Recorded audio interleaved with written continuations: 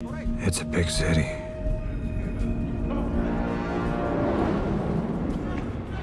I can't be everywhere. But they don't know where I am.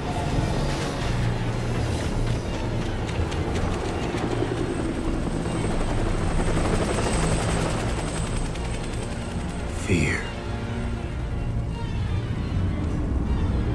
is a tool.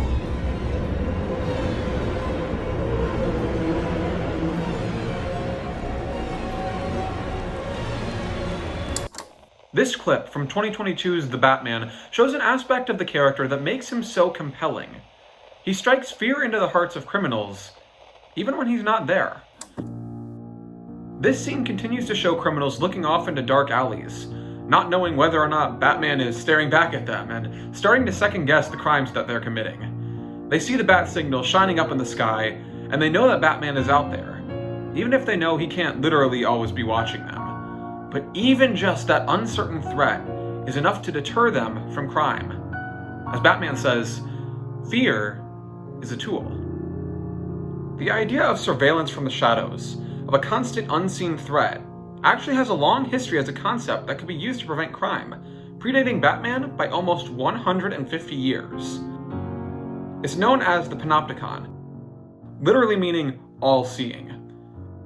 In a recent comic, Batman's writers acknowledge this historical idea by name, once again explaining why it works. You know I can't always be watching, but you're never certain I'm not. Through this panel, the connections between Batman and the Panopticon are made very clear. But where does this idea of the Panopticon come from? How does it work? And maybe most importantly, could the Panopticon be used to violate your privacy in the real world today? Let's dive in.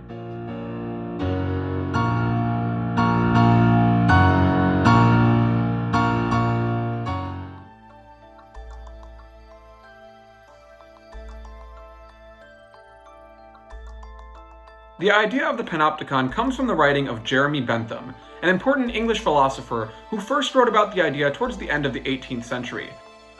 Bentham first came up with the idea when visiting his brother in Russia, where he saw a factory that was built in the shape of a circle, with all of the workers in a ring around a tall observation tower in the middle. Inspired, Bentham took this idea and adapted it into a plan for a new kind of prison, which he called the Panopticon.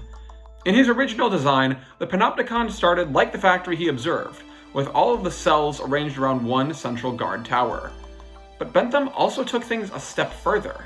Using innovative architectural design, he crafted his plan for the prison so that all of the cells were well lit and completely transparent, but special tricks kept the people in the middle of the tower completely hidden from the outside.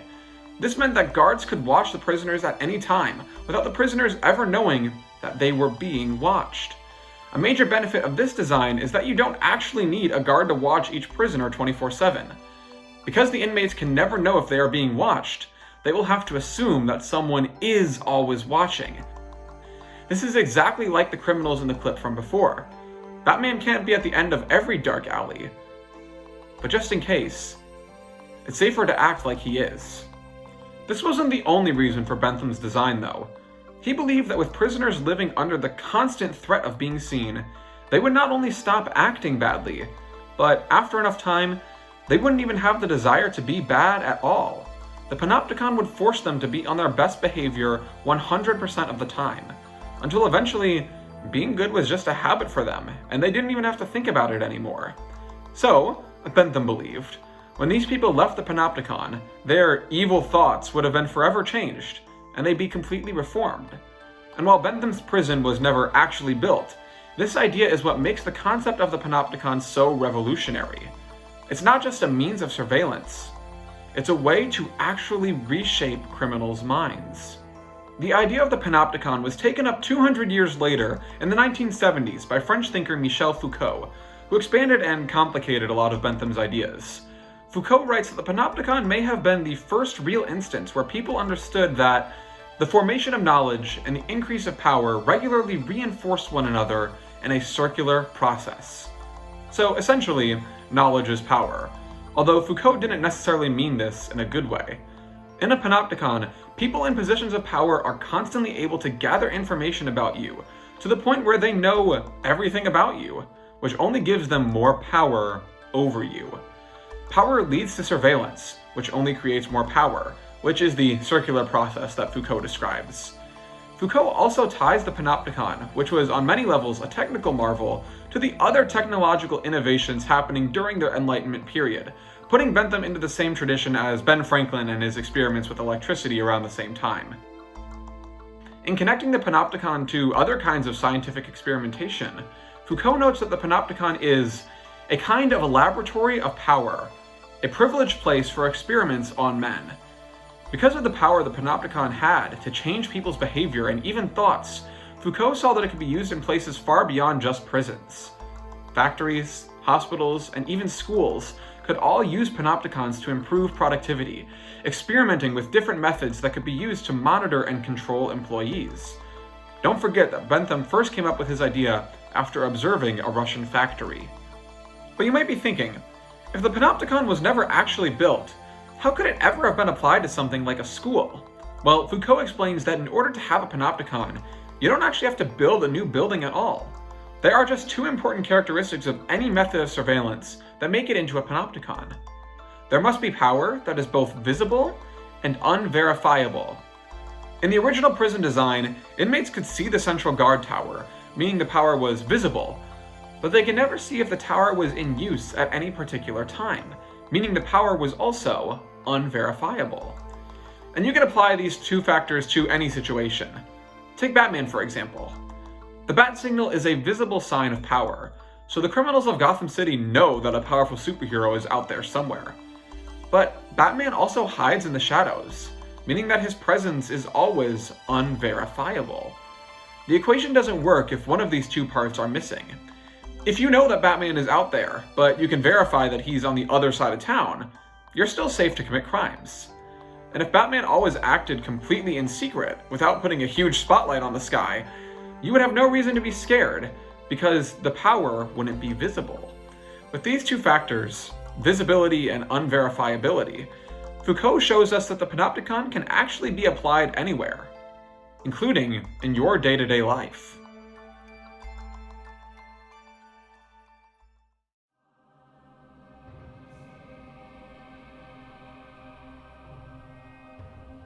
It's not hard to see how, in the digital age of cameras and location tracking, Panopticism is all around us. Every time you stop at a traffic light or go through the self-checkout at Target, you're confronted with cameras that capture your every move. The point of these cameras isn't to catch you when you're actually committing a crime. The point is to stop you from committing crimes in the first place, to change your thoughts, like the Panopticon. Crucially, Foucault's two characteristics of Panopticism apply here too. The cameras in these locations aren't trying to hide at all. Some traffic cameras feature red and blue flashing lights so you feel a police presence. And who can resist waving at the screens in Target showing you exactly what security sees? But not only are these cameras highly visible, they're unverifiable. It's unlikely that there's some security guard watching you in the back room as he munches away on a donut, but you can never be 100% sure. So in many ways, we're all living in a Panopticon right now. Now, at this point, your impulse might be to say, who cares? Surveillance like this is only meant to stop criminals, and I've never stolen so much as a pack of gum, which we appreciate, by the way. I understand the impulse to think that if you have nothing to hide, you have nothing to fear. It's a powerful argument, one that gets used to justify all kinds of surveillance, from when you're moving through an airport to your internet search history. But modern legal scholars often push back against the nothing to hide claim, as the harms of the Panopticon run much deeper than just punishing crime and affect all of us in really serious ways. In 2015, privacy law expert Neil Richards introduced the idea of intellectual privacy, a concept that he defines as a zone of protection that guards our ability to make up our minds freely. What this means is that you have a right to form your own ideas without being watched by other people, to try out different ideas and see how they work for you without being judged by others or forced to believe what they believe. Richards cites Bentham and Foucault by name here, and suggests that when the Panopticon is used to reshape how your mind thinks, that is a violation of your intellectual privacy. What's more, Richards notes that when we are watched, our behavior inclines to the mainstream, the inoffensive, and the normal. This means that when you know you're being watched, you'll be on your best behavior just like the inmates in Bentham's prison, even if what you were doing in the first place wasn't wrong at all. So if you're under surveillance, you'll start to behave just like everyone else. Richards compares this to George Orwell's classic dystopian novel 1984, where the intrusive thought police constantly surveil all citizens to stamp out any and all opposition. Neil Richards suggests that we must have the freedom to try out new ideas and figure out who we are as people without others interfering with your thoughts. Coming up with your own opinions is an essential part of forming your unique individual identity, and the Panopticon makes that process much harder or even more dangerous. Trying out new ideas means you're bound to make mistakes, to try things that you might not like or want to be beholden to forever. But in the Panopticon, where knowledge is power, you never know when those mistakes are being recorded by powerful observers. Another modern legal scholar, Julie Cohen, touches on some of the same points as Richards, but also takes her ideas in different directions.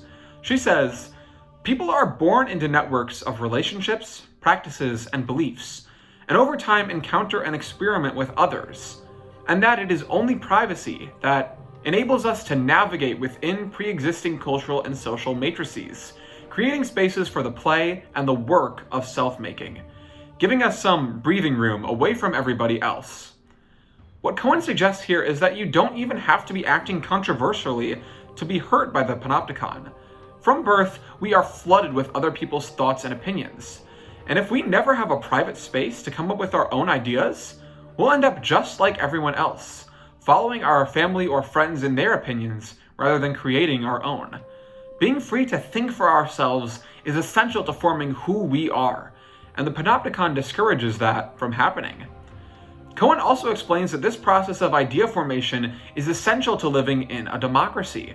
Without being free to push the boundaries of what topics are acceptable or what policies are on the table for discussion, politics stagnate and no real changes are made. When the people in charge are always watching you, it will not only be harder to speak up against them, but to even form countercultural ideas in the first place. This is also why Neil Richards ties intellectual privacy explicitly to freedom of speech. Violations of privacy inhibit your free speech because without being able to form your own ideas in private, you have nothing worth saying. Maybe that's why, in the 2022 Batman movie, some of the criminals who run away scared appear to be political vandals, spray painting "broke" on the columns of the Bank of Gotham as a kind of protest. Sure, they're breaking the law, but this scene also shows how the Panopticon can scare people away from more radical forms of political expression, keeping the peace at the expense of keeping the opposition quiet.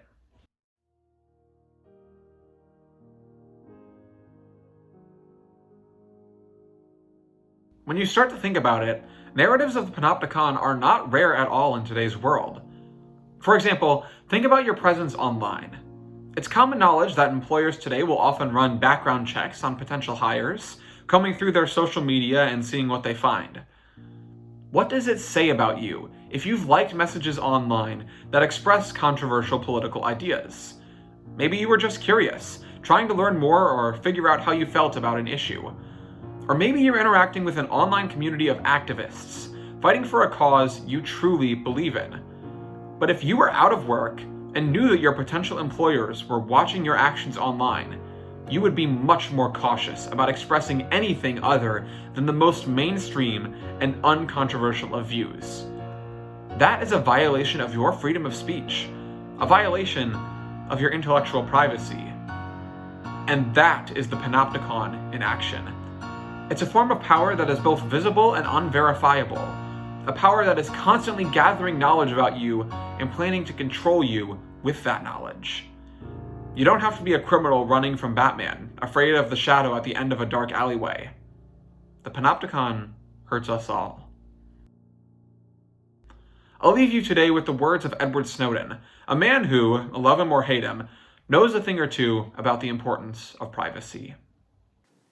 Privacy is what gives you the ability to share with the world who you are on your own terms, for them to understand what you're trying to be, and to protect for yourself, the parts of you that you're not sure about, that you're still experimenting with. If we don't have privacy, what we're losing is the ability to make mistakes. We're losing the ability to be ourselves. Privacy is the fountainhead of all other rights. Freedom of speech doesn't have a lot of meaning if you can't have a quiet space, a space within yourself, within your mind, within the community of your friends, within your home, to decide what it is that you actually want to say. Without privacy, you don't have anything for yourself. So when people say that to me, I say back, arguing that you don't care about privacy because you have nothing to hide is like arguing that you don't care about free speech because you have nothing to say.